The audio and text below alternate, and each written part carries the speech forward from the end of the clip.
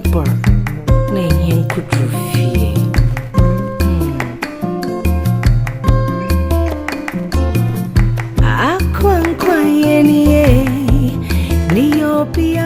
Dans le cadre de la mise en œuvre du programme PABIO, qui est financé par l'Union européenne au profit des États, des commissions de la CEDEAO et de l'UEMOA, plus la Mauritanie, il est prévu de mettre en place des cadres d'échange pour favoriser l'apprentissage et le renforcement des capacités entre les professionnels de la conservation en Afrique de l'Ouest. Encore une fois, ce qu'il faut dire, dans la région, nous avons des bonnes pratiques de gestion durable de l'environnement, de la biodiversité et des ressources naturelles. Mais ces bonnes pratiques se retrouvent généralement très localisées. Si nous ne trouvons pas les moyens de favoriser ce passage à l'échelle, de favoriser la mise en œuvre et la dissémination de ces bonnes pratiques par un plus grand nombre d'acteurs, une masse critique d'acteurs, les changements transformationnels que nous attendons ne seront pas au rendez-vous. C'est donc dans ce cadre que le projet PABIO C2 Gouvernance a organisé cet atelier de partage d'informations. Et il nous est paru que la question de la conservation ex situ et la translocation se mettent en œuvre au niveau de la région de manière localisée pour résoudre un tant soit peu des problèmes. C'est un atelier régional de partage d'expériences qui regroupe aujourd'hui les points focaux CITES des pays et les ONG qui ont des projets de conservation ex situ, c'est-à-dire des projets où ils prennent des animaux, des espèces animales pour les mettre dans des milieux afin de promouvoir la procréation et le développement d'espèces. Un chiffre, 1 million, c'est le nombre d'espèces menacées d'extinction sur les 8 millions d'espèces animales et végétales existantes, selon l'alerte lancée dès 2019 par la plateforme intergouvernementale sur la biodiversité et les services écosystémiques IPBES. Bien que ce tableau sombre et désespérant traduise une situation quasi réelle et actuelle, l'optimisme et l'attitude intrépide caractérisant les acteurs de la conservation que nous sommes doivent être notre motivation quotidienne pour ne point baisser les bras. La Convention sur la diversité biologique définit la conservation ex situ comme la conservation d'éléments constitutifs de la diversité biologique en dehors de leur milieu naturel. Elle a plusieurs objectifs, dont les élevages conservatoires, le renforcement de population ou réintroduction, les banques de gènes ou recherches appliquées à la conservation. Si le placement à long terme au sein d'un établissement hébergeant des espèces est choisi, il convient de privilégier le placement des individus confisqués dans des sites qui disposent du savoir-faire nécessaire et qui participent à des programmes d'élevage nationaux ou internationaux ex situ dans le cadre d'une approche de plan global de gestion des espèces visant à long terme un retour des individus dans le milieu naturel. Il est bien clair qu'il n'est nullement notre intention de promouvoir la conservation ex situ au détriment de la vie en milieu naturel.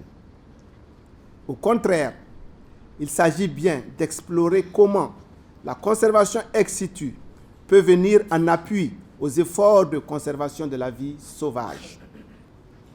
Honorables participants, les espèces menacées ont aujourd'hui plus que jamais besoin d'être protégées en vue de leur multiplication et par ricochet de lutter contre leur extinction. C'est tout l'intérêt des actions de translocation ex situ menées par les acteurs impliqués dans le cadre du programme PABIO.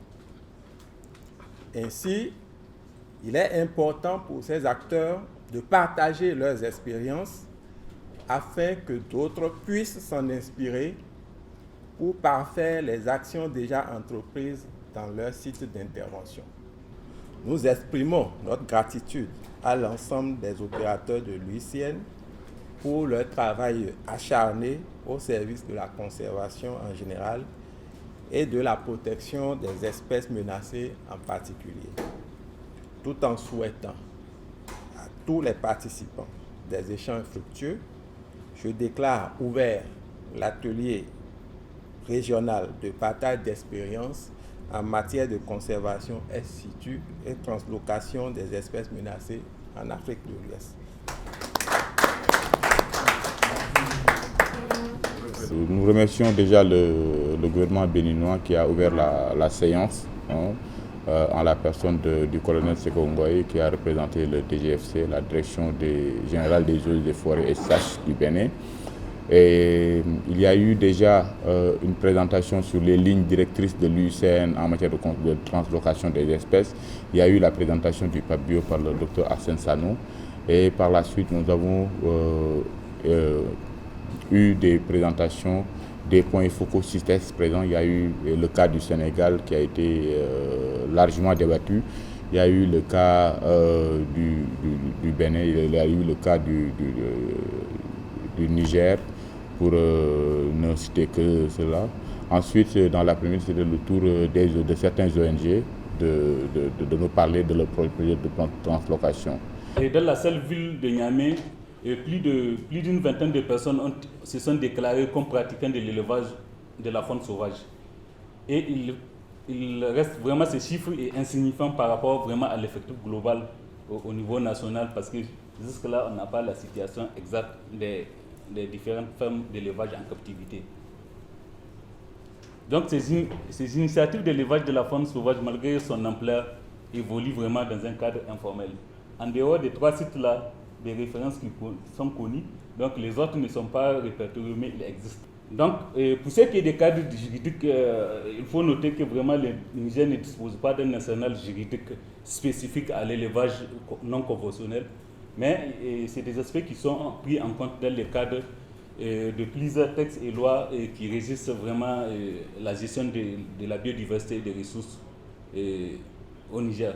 Donc, c'est ainsi que des réformes engagées par le pays répondent au souci des autorités pour pouvoir concilier la conservation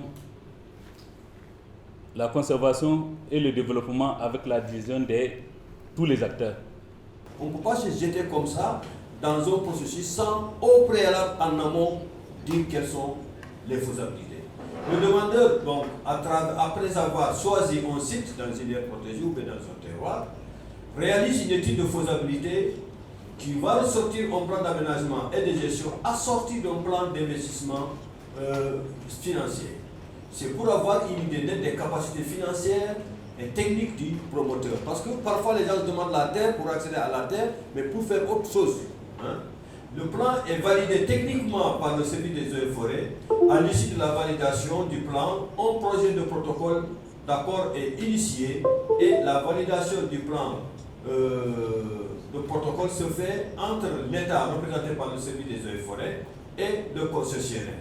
Le protocole sera ainsi établi et soumis à la proposition du ministre en charge des eaux et forêts. Ça, c'est les premières étapes, oui, toujours. La sécurisation du site de concession. Le site concédé doit être protégé avec du matériel n'introduisant pas en contraste avec le milieu naturel. Donc, pas de mur ni de béton. Donc, qu'est-ce qu'il reste? En général, c'est une clôture en grillage de type ferlo avec 2,40 m de hauteur, parce que les animaux peuvent sauter et sortir. Est souvent utilisée. La clôture en grillage peut être électrifiée au besoin pour éviter toute évasion ou divagation des animaux en semi-captivité. La superficie minimale pour créer une réserve animalière, en tout cas au Sénégal, ce que nous recommandons, c'est au moins 1000 hectares. Parce que l'animal doit bouger. Il est en semi-captivité, mais il doit bouger. Basically, my presentation is going to focus on some of the practices that we engage in, the day-to-day activities, and what we engage to make sure that the executive parts of our work is ideal and standard, right?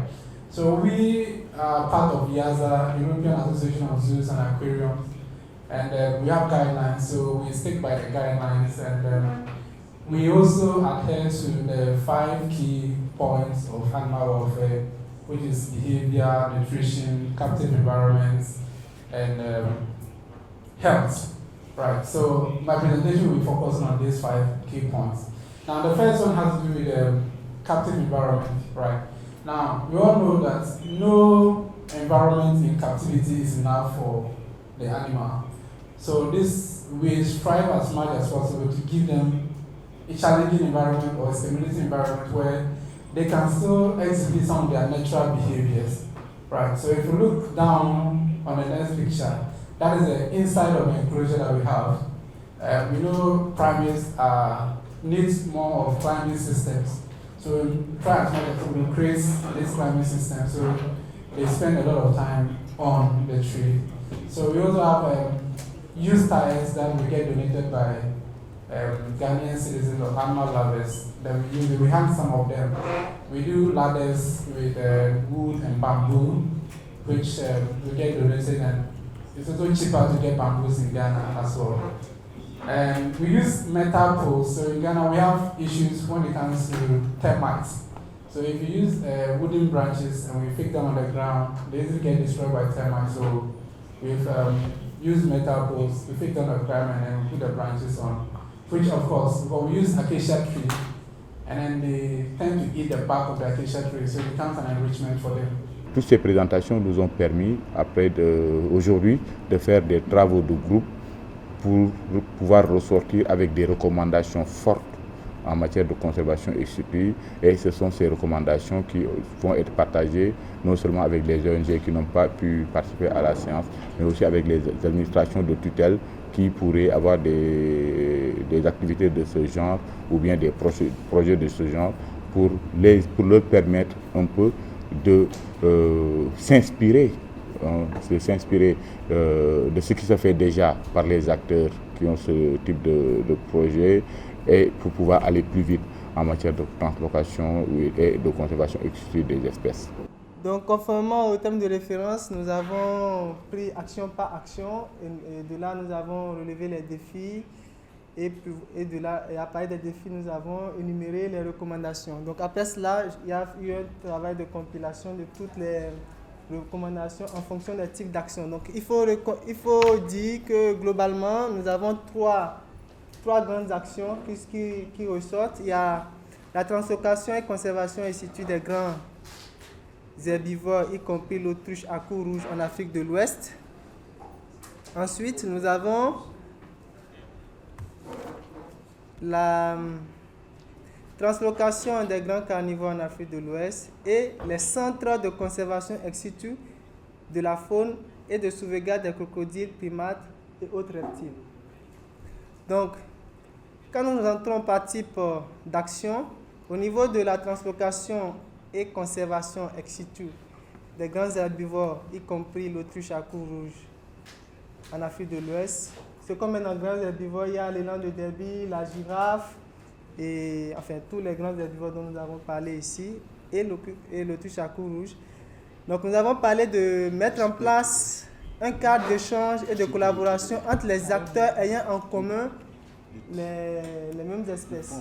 Parce qu'on s'est rendu compte que le Niger, tout comme au Niger, tout comme au Bénin, il y a par exemple l'ONG, le consortium des ONG PASTIAM et autres, ainsi que le Niger, ainsi que African Parks au niveau des parcs nationaux, travaillent sur l'autruche à cou rouge. Donc il est important que tous ces acteurs-là se mettent ensemble et discutent de comment est-ce qu'ils peuvent mutualiser les efforts pour réaliser une meilleure conservation et translocation de ces espèces-là en Afrique de l'Ouest. On a parlé de remplir les exigences légales en matière de translocation. Cela regroupe beaucoup de choses parce que, comme l'a expliqué lors de sa présentation en début d'atelier, l'expert ICNA nous a déroulé un certain nombre d'exigences. Et il y a aussi les exigences au niveau national. Donc c'est tout cela que nous mettons dedans, les études de faisabilité, les évaluations des risques, bénéfices, les menaces, tout ça. Tout ce qu'il faut comme préalable. Entre autres recommandations, il a été recommandé d'assurer que les spécialistes en la matière aient apporté leur point de vue sur les différentes questions. De toutes les manières, ceux qui sont chargés de réaliser les études de faisabilité, ce sont que les spécialistes sur ces questions-là. Les ressources financières et logistiques devront être disponibles.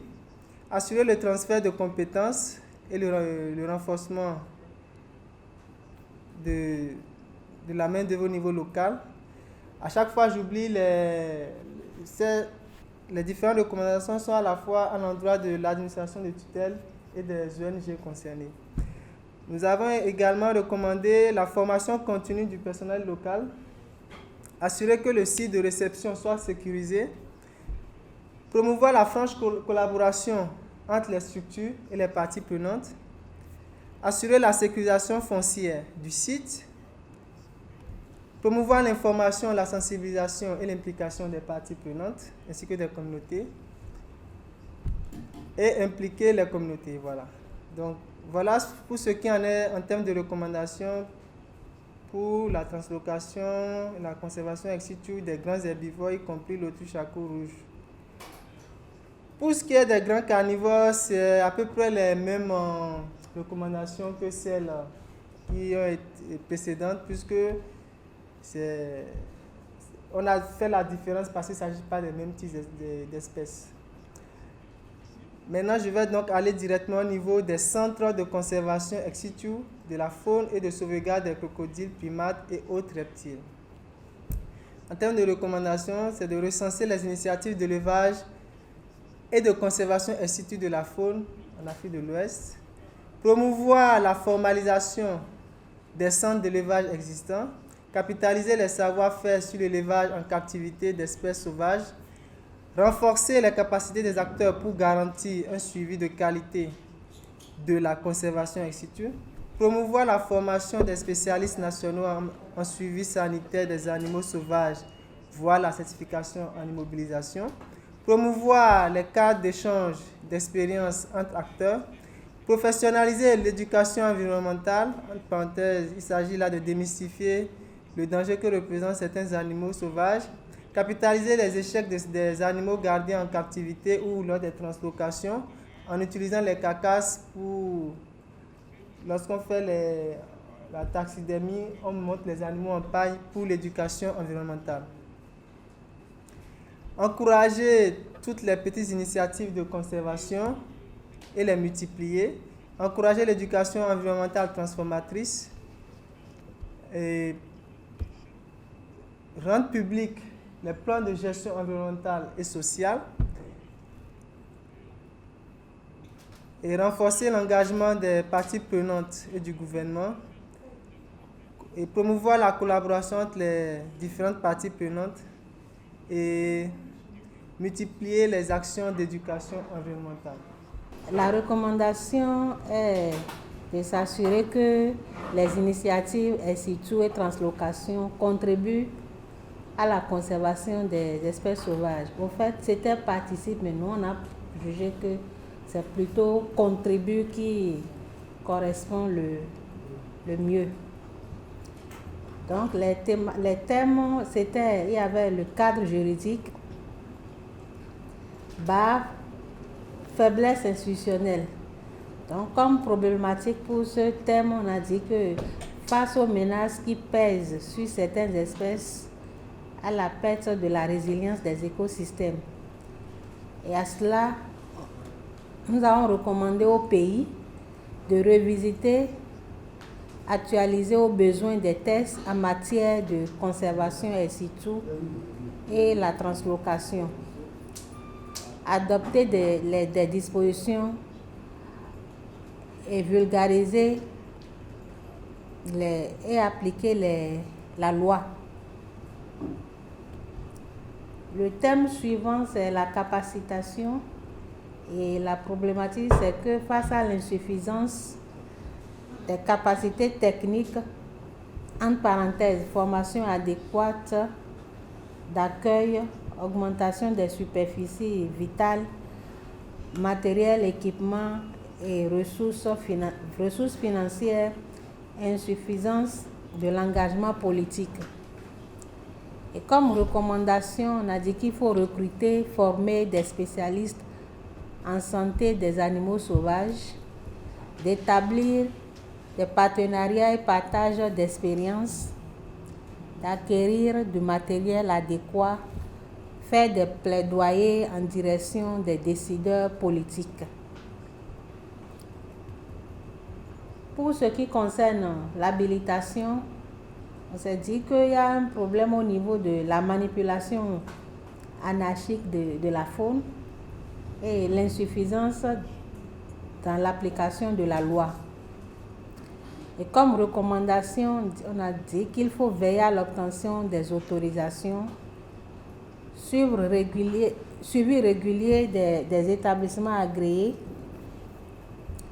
réaliser les études de faisabilité, créer, mettre à jour des sites web. Protocole. Au niveau du protocole, il s'agit de l'absence de procédure claire dans le cadre de conservation in situ et translocation. Et comme recommandation, on a dit qu'il faut élaborer un document cadre pour la conservation in situ et la translocation, d'établir les protocoles prenant en compte les intérêts des différents partenaires, à savoir l'administration, les hommes de la recherche, les communautés riveraines, les partenaires techniques et financiers. Donc voilà ce que le groupe 2 a fait. Je vous remercie. Quand on dit actualiser, je suggère par exemple qu'on dise peut-être actualiser ou bien actualiser pour mieux prendre en compte la conservation in situ et la translocation dans le corpus juridique des pays. Maintenant, le deuxième qui dit adopter les dispositions et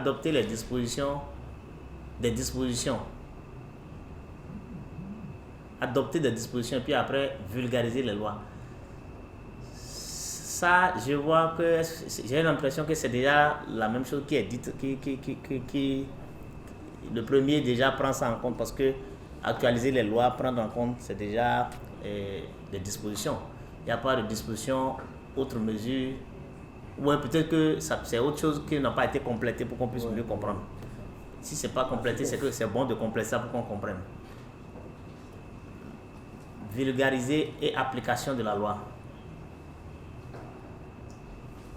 Vulgariser et application de la loi, c'est de faire en sorte que les gens puissent connaître davantage la loi à tous les niveaux, de tous les acteurs, depuis ceux qui appliquent aussi la loi, qui ne le connaissent pas suffisamment, que ce soit les acteurs d'application, que ce soit la justice, mais également les communautés qui ne savent pas que telle chose est interdite. On va trouver le moyen de garder quelque part l'ensemble de ces idées, mais nous, il va nous falloir retravailler ces recommandations pour sortir des recommandations fortes, pour dire exactement ce que l'on veut et à qui. Par exemple, j'étais dans le groupe 2, mais quand on sort cette liste administration tutelle ONG, finalement personne ne se sentira concerné, interpellé. Donc on va essayer vraiment, s'il y a des recommandations qui sont adressées à l'ensemble des acteurs, on va le mettre, mais il nous faut trouver des points, des besoins spécifiques que chacun des acteurs peut aider à résoudre. Et comme on l'a dit tout à l'heure, nous avons l'opportunité d'avoir les administrations de tutelle, les législateurs et nous, ONG, tout ce monde, il faut qu'on dise voilà. Donc, ne soyez pas étonnés ou ne nous reprochez pas d'avoir retouché. Il va falloir mettre ensemble ce qui peut l'être, reformuler et tout cela. Parce que nous, cette partie recommandation, on va remettre ça dans le rapport global par bio qui va être envoyé au niveau des administrations de tutelle, mais au niveau direction régionale, lorsqu'on fait nos comités de suivi par bio. Et on espère que ça va être lu et que ça va faire écho. Là, on a dit de réviser et réactualiser le contexte juridique aux besoins. Parce que nous, on ne sait pas qui a sa réglementation à jour ou pas. Je sais qu'au Sénégal, on a révisé notre texte et on a adapté le texte aux dispositions de la CITES. C'est très important. Parce que quand vous faites la conservation ex situ, par exemple, vous allez prendre des animaux en Afrique du Sud. Si l'espèce est inscrite aux annexes de la CITES, il va falloir respecter les procédures internationales de transfert de l'espèce de l'Afrique du Sud au Bénin. C'est pour cela qu'on dit revisiter les textes juridiques au besoin, mais si l'État est en règle, on n'a pas besoin de voir. Mais la CITES, il faut l'inclure, parce que sinon, vous ne pouvez pas faire fournir des animaux de l'extérieur. Alors là où on ne s'est pas trop compris, je crois qu'on ne nous a pas été très... Bon, nous on a été assez suffisants, on ne nous a pas expliqué qu'est-ce qu'ils entendaient par protocole, alors que là, il vaut le protocole technique. C'était simple si nous avons mis ça. Mais quand vous dites protocole et qu'on est dans la conservation ex situ, peut-être que j'ai influencé mon groupe, ça il faut le dire, hein, je porte le chapeau, parce que j'ai compris le protocole tel que nous on a fait à Banya. Pour mettre en place ce document, protocole d'accord. Voilà, on a mis un protocole d'accord. Si vous aviez mis protocole technique, c'était plus compréhensible. Mais voilà, moi en tout cas, j'assume qu'on a mis, mais là-dedans, ça a permis de voir comment il faut travailler à la longue. Parce que quand vous délocalisez une faune pour la monnaie ailleurs, attention, vous pouvez créer des problèmes là-bas, des zoonoses, de conflits humains, faune, mais il faudrait voir dans l'intérêt de tous les partenaires concernés comment cela va être pris en charge. Voilà pourquoi peut-être notre travail a été très orienté, c'est une question de compréhension. Mais en tout cas, nous pensons que à vous maintenant d'aller faire la synthèse, de renvoyer, et nous aussi on va partager avec nos groupes pour voir. Mais l'essentiel des idées est là en brainstorming, à vous de finaliser. Merci. Comme vous pouvez le savoir, dans certains contextes, les pressions, les difficultés empêchent la conservation de se dérouler normalement dans le milieu naturel, dans la vie sauvage, où par moments nous sommes dans des situations de confiscation d'individus dans le cadre de la lutte contre la criminalité environnementale. Ces individus ne sont pas tout le temps en mesure d'être relâchés dans le milieu naturel. Il faut donc les garder un moment pour une remise en état. Donc c'est en cela que la conservation ex situ constitue une opportunité en complément de la conservation on-site. Je précise et j'appuie, la conservation ex situ ne vient pas en concurrence ou en défaveur de la conservation on-site. Ça vient plutôt compléter, complémenter, donc en contribution. Nous avons constaté que dans ces dernières années, il y a eu beaucoup d'engouement, il y a eu beaucoup de pratiques de conservation ex situ, de translocation et même, je peux dire, d'élevage de la faune sauvage. Et il fallait quand même que ces expériences-là soient partagées pour qu'on puisse d'abord savoir, au niveau des pays, quelles sont les législations qui encadrent cette activité et au niveau des ONG, comment est-ce que cette activité-là est pratiquée pour qu'on puisse vraiment assurer la conservation des espèces qui sont en danger. Et de cet atelier, il faut dire qu'il y a eu beaucoup d'échanges, beaucoup de partages. D'abord, dans le cadre législatif, nous avons vu comment est-ce que les pays sont en train de faire les efforts pour avoir une réglementation par rapport à la conservation ex situ et quelles sont les pratiques qui sont faites au niveau des États, le renforcement de capacité pour que cela puisse avoir lieu. Et au niveau des ONG, quelles sont les pratiques? Nous avons vu les pratiques dans le cadre des tortues marines, les pratiques dans le cadre de l'élevage de l'autruche à cou rouge, aussi les expériences de African Pack, dans le cadre de l'enrichissement, du renforcement pour les populations de Cope de Buffon, de Pandjari vers le parc d'Ouvé. Et tout ça, c'est des expériences qu'il fallait partager avec les autres. Et ça a été vraiment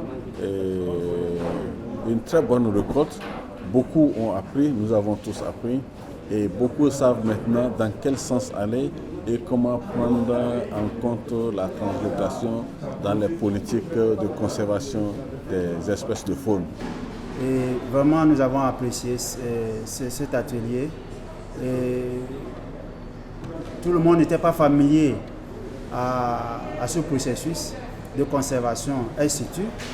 Et je crois qu'au sortir de l'atelier, nous sommes aguerris et nous allons essayer de partager l'expérience au niveau de nos pays et faire en sorte que nos administrations s'inscrivent dans ce processus et que nous parvenions à conserver la biodiversité, surtout pour nos générations futures. Vous savez, les changements climatiques aujourd'hui ont bouleversé tous les écosystèmes dans notre sous-région ouest africaine et il est quand même opportun que nous puissions saisir cette occasion pour pouvoir nous mettre ensemble et conjuguer les efforts.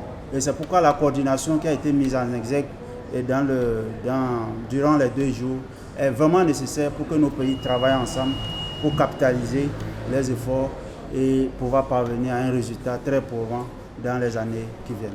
La suite, c'est déjà identifier les bonnes pratiques qui vont sortir de ces travaux de groupe, les documenter et les vulgariser sur les plateformes de partage de la communauté des environnementalistes, je dirais, et aussi voir dans la suite du projet comment appuyer d'autres ONG qui ont ce genre de projet pour pouvoir lutter contre l'extinction de certaines espèces.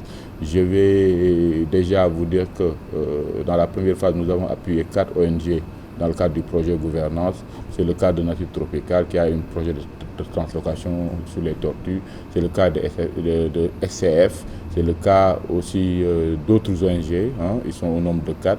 Et il y a aussi des bourses doctorales qui ont été données pour un peu appuyer la recherche en matière de translocation. C'est le cas d'un Béninois qui a par exemple un projet pour les grands carnivores, notamment le lion, pour un peu voir quelles sont les différentes étapes qu'il faut prendre en compte dans le cadre de sa conservation et aussi quels sont les avantages et les inconvénients et qu'est-ce qu'il faut faire pour un peu juguler tous ces risques-là. Nature Tropicale est devenue membre de l'UICN en 2004 et c'est la première ONG béninoise à rentrer dans cette grande famille. Et Nature Tropicale a su la présidente du comité national UICN Bénin. Comme activité que nous développons, quand vous regardez un peu la seule image qui est là, on intervient au niveau de la côte sur la protection des espèces menacées, dont les tortues marines. Et on fait l'écotourisme baleinier. Ça fait bientôt 23 ans qu'on travaille dans ce domaine. On fait la conservation de l'écosystème aux zones humides et aussi la protection du lamentin d'Afrique. On travaille avec les communautés pour la gestion durable, la gestion participative de ces ressources. Et dans le nord du pays, on travaille surtout pour la lutte contre la criminalité faunique autour du parc Pandjari, parc W. La vision de Crédit ONG, c'est d'avoir un monde plus vert et bleu où l'homme vit décemment en harmonie avec la nature, vert pour les habitats forestiers, c'est-à-dire les forêts et autres, et le bleu, c'est le milieu aquatique où l'homme va essayer de cohabiter avec les autres espèces pour un meilleur convive. Et la mission que nous sommes fixés, c'est de contribuer à l'émergence d'une génération de citoyens et citoyennes du monde aptes à proposer et à mettre en œuvre des solutions locales et durables pour un développement respectueux de la nature. Alors, Crédit ONG, pour pouvoir atteindre ces objectifs, travaille dans 3 domaines. La protection de la nature, la promotion de l'agriculture durable et l'éducation à la sécurité mondiale. Ces 3 domaines sont en quelque sorte liés parce qu'on ne peut pas faire de la protection de l'environnement sans parler de l'agriculture et aussi si les populations, les communautés ne sont pas éduquées, on ne peut pas aller de mieux. Il faut rappeler que le Pastiam qui habite l'Empire des Autruches fait partie d'un réseau, on a appelé ça la Maison des Tortues, qui est un réseau des organisations qu'on appelle de conservation, qui ont une expertise en matière de conservation. Pastiam est membre fondateur, n'est-ce pas, de ce réseau qui est né, disons, vers la fin de l'année 2021. qui comprend 3 acteurs, 3 organisations avaient initié ça. Aujourd'hui, on est à 7 membres adhérents au total. Et là, on a vu dans les différents points que vous voyez là, c'est là où on retrouve, n'est-ce pas, les membres fondateurs, les membres, n'est-ce pas, du réseau, qui étaient seulement ici et qui bientôt a pris, n'est-ce pas, toute ampleur au niveau donc de la réserve de biosphère de la Planète et au niveau du Dourvé également, et au niveau des zones d'influence. Tout d'abord, il était prévu un certain nombre de présentations dans lesquelles tout d'abord les administrations présentaient les arsenaux disponibles au niveau de leurs États et il fallait regarder comment ces mécanismes en place favorisaient la conservation ex situ. Et ces présentations ont été suivies de présentations d'acteurs directement sur le terrain qui mettent en œuvre ces initiatives. Et je suis fort agréablement étonné de me rendre compte qu'il y a d'énormes acquis sur le terrain. Des choses sont faites, ça permet de résoudre des problèmes auxquels nous faisons face. Donc il fallait maintenant regarder tout ensemble ce que nous faisons. Est-ce que cela se fait dans les règles de l'art, les prérequis, les analyses préliminaires à faire? Est-ce que nous prenons en compte tout cela et est-ce que ce que nous faisons va véritablement contribuer à la conservation comme nous le souhaitons? Cela nous laisse dans une attitude très positive.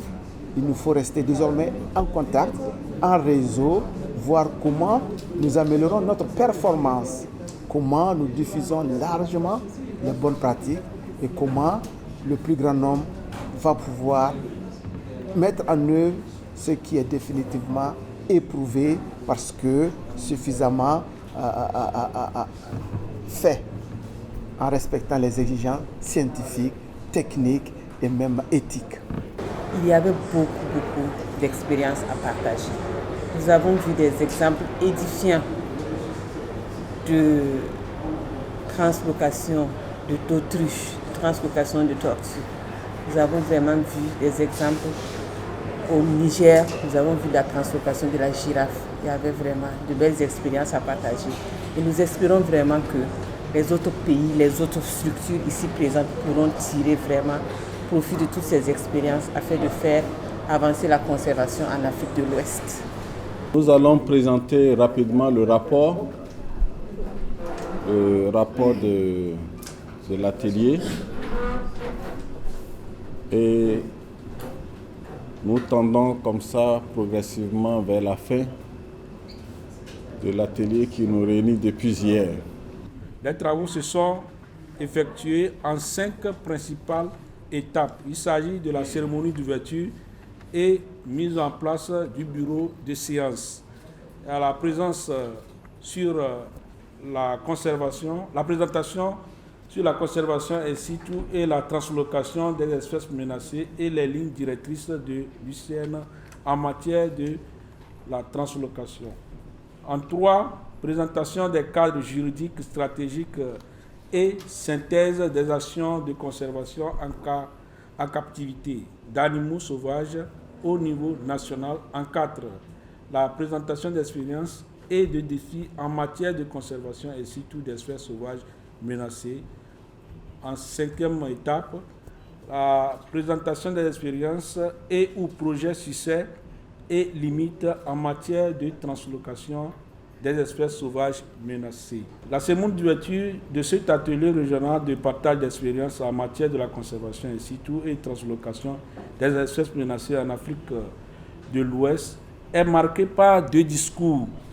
Le premier discours, il s'agissait du discours du coordonnateur du Pape Bio, Dr Sanon Arsène Alain.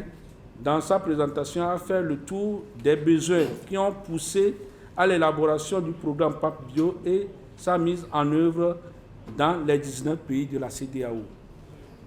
Le second discours fut le représentant du DGEF qui a souhaité aux participants la bienvenue et a salué la tenue de cet atelier régional d'échange d'expériences sur le thème conservation in situ et translocation des espèces menacées en Afrique de l'Ouest.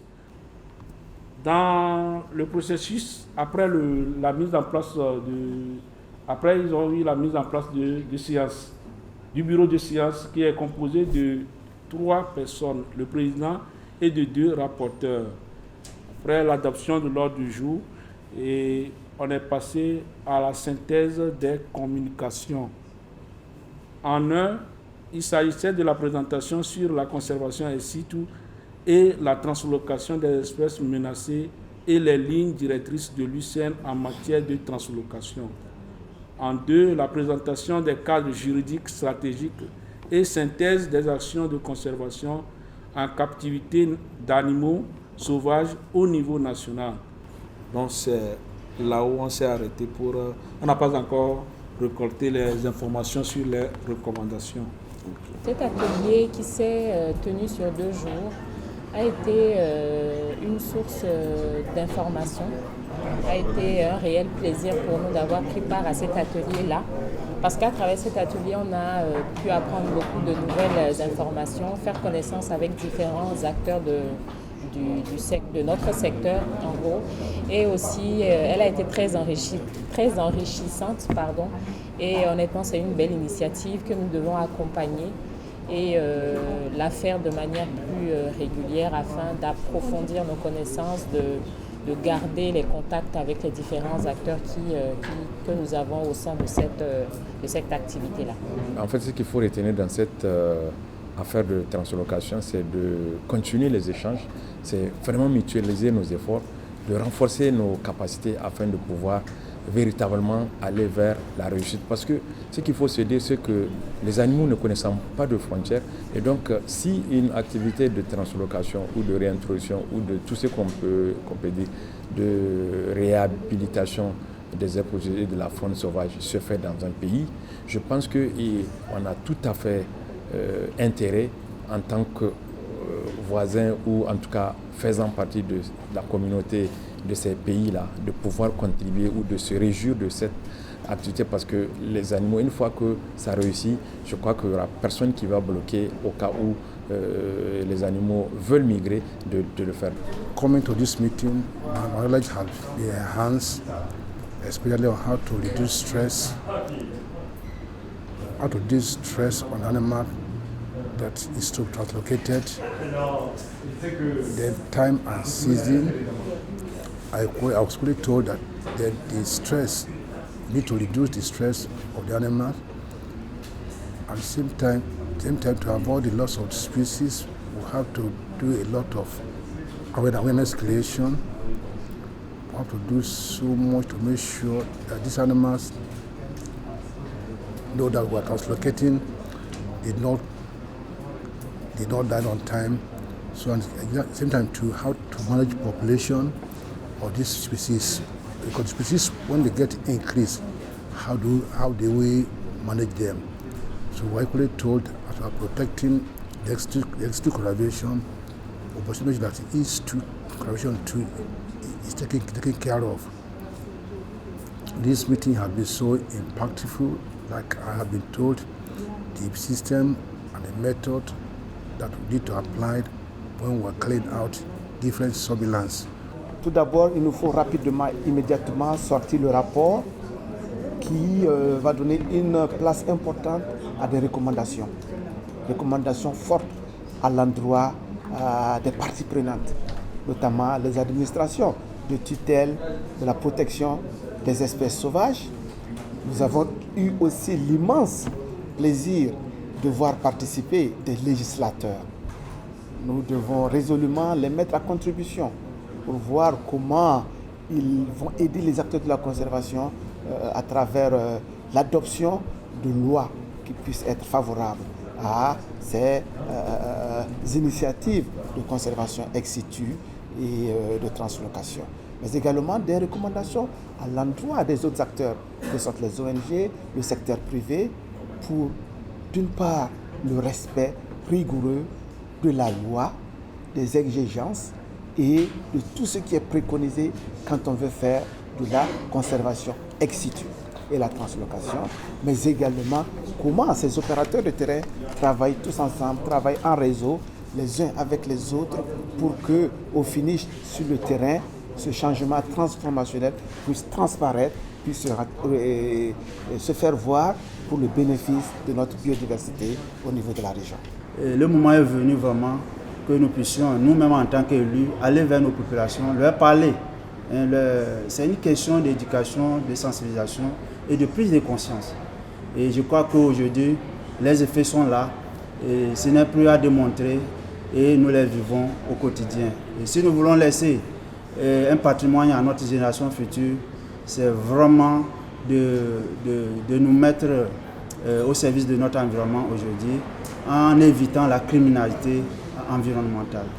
Mon message pour finir, ce sera à l'endroit vraiment de tous ces pays, toutes ces ONG, toutes ces structures qui ont accepté de venir partager leur expérience. Nous les remercions au nom en tant que structure organisatrice, nous les remercions vraiment pour leur disponibilité à venir contribuer à ce que les choses avancent. Remercier l'État béninois qui nous a accueillis, remercier l'Union européenne qui nous a octroyé le financement dans le cadre du programme PAPBio, remercier tous les opérateurs du PAPBio, que ce soit la GIZ, que ce soit Netidae, Ghana Wildlife, Wild Foundation, etc., l'UCN, remercier aussi et surtout les commissions de l'IOMA et de la CEDEAO qui sont signataires de la convention de financement du PAPBio, mais aussi tous les participants qui ont participé à cette activité, et nous espérons prochainement d'autres échanges de ce genre, parce que l'idée derrière tout cela, l'objectif entre dans le cadre du résultat 5 du programme PAPBio, et c'est la mise en place d'une communauté de pratique à l'échelle sous-régionale. C'est-à-dire qu'il faut que les acteurs, qu'on propose aux acteurs la possibilité de travailler en synergie, arrêter de travailler de façon cloisonnée. Il y a des choses de bien qui se font dans certains aires protégées, dans certains parcs, dans certains pays. Il faudrait le partager pour que d'autres acteurs venus d'autres pays, d'autres ONG puissent s'en inspirer pour avancer plus vite. Mon message de fin, c'est vraiment un message de satisfaction pour l'engouement, pour l'intérêt et déjà pour les acquis qui existent. Donc les acteurs de la conservation doivent désormais pouvoir compter sur eux-mêmes, et dans le cadre du PAPBio, nous allons favoriser la mise en réseau pour que ceux qui sont déjà à un niveau de performance puissent tirer les autres qui ne sont pas encore à ce niveau. C'est également accroître la visibilité de ces initiatives pour que notamment les partenaires techniques et financiers puissent être au courant, puissent les prendre en compte dans les initiatives majeures en cours de développement au niveau de la région.